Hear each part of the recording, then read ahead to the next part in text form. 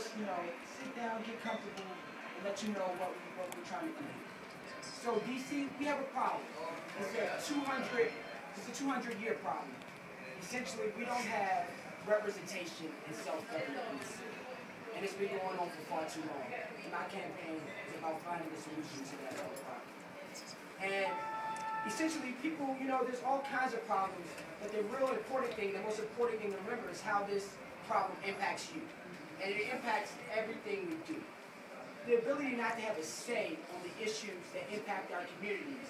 The fact that other people from all across this country make the decisions on the things that impact our lives and our children's lives is an injustice that we must correct.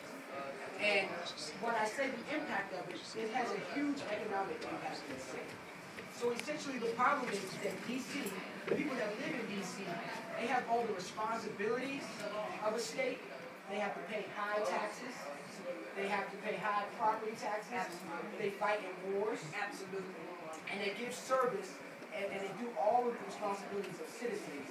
However, they don't see any of the privileges of citizenship, which is representation, having a voice on the issues that matter to us. And essentially, we have to solve this problem. We have to right this imbalance so that we can have both the responsibilities of statehood, but also the rights and privileges of statehood.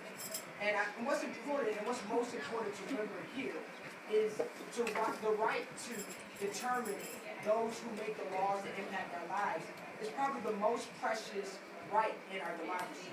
That's the reason why we fought the American Revolution, because of taxation and our representation. And that's the highest ideal of this country, that people should be governed by themselves. People should have a voice in their government. And that ideal is not being represented right here in DC right now. And my campaign is about getting people involved.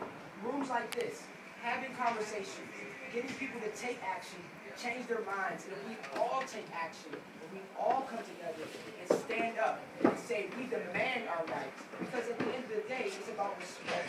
We need to demand our respect. And our collective voice, if we do that, we won't go on here. And I want to briefly tell you how I decided to run for DC State. Essentially, I believe the moment is now. The time is now for action on this issue. And I believe if I'm involved, if I involve you guys, that we can make positive change in this issue. So essentially, I worked with Mayor Ward here, who in Eleanor Holmes Norton's office in 2001, my summer before my senior year of high school. And that summer, I participated in a project called DC Freedom Summer. And DC Freedom Summer was essentially about educating people in DC, especially visitors to DC, about our lack of democracy, about our lack of self-representation and self-government. And essentially, that was the point when I really became dedicated to this cause.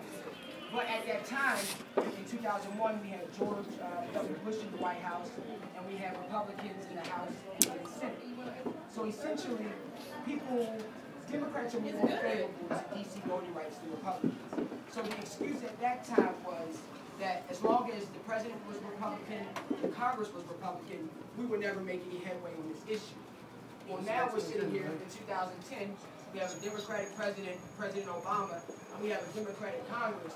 However, we still haven't made any headway on this issue. And I feel like the time is now, you're either going to be on the sidelines complaining about us not having DC voting rights, or I had to jump in and see what I can do to help push this issue, to help advance this issue, to make more people care about it. And I thought, given the fact that I'm from DC, I'm a native Washingtonian, right now none of the members of our delegation were born in DC.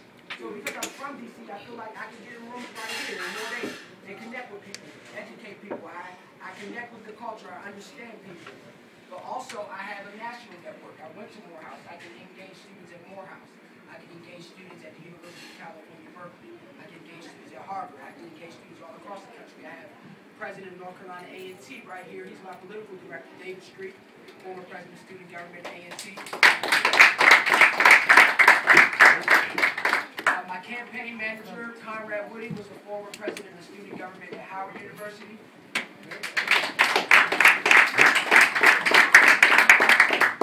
Essentially, essentially, what I feel that I can do is, like my mother said, when I was in college, I had a lot of experience organizing students to be engaged politically.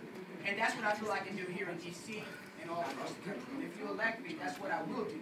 I'll get students engaged here on all the campuses and all the high schools, but also we're going to go across the country because at the end of the day, because we don't have rights, we can't change the situation. So we have to get other people to join our movement all across this country. And I feel that I'm uniquely equipped to be able to do that.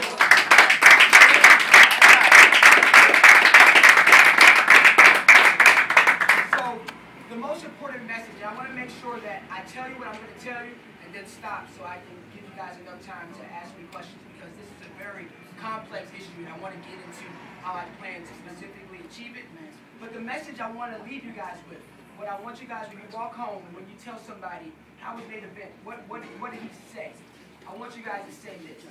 I want you guys to say that Nate let me know what opens, what doors shut. Oh. Nate let you know what opens, what doors shut. So we're all here in this room, and we all have our personal dreams. We have our goals. And I think each one of us knows more than anyone else how debilitating and how defeating it can be to look forward to a new dream or look forward to a new goal or a new door of opportunity opening up for you, just to see that door slam shut right in your face.